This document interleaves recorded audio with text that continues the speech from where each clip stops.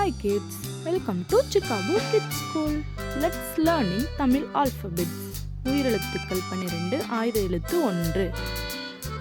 ஆ அம்மா. ஆ ஆடு. இ இலை. ஈ ஈசல். உ உப்பு.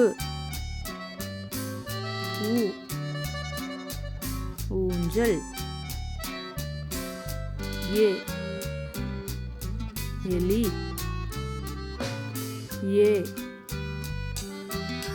ஏனி. ஐ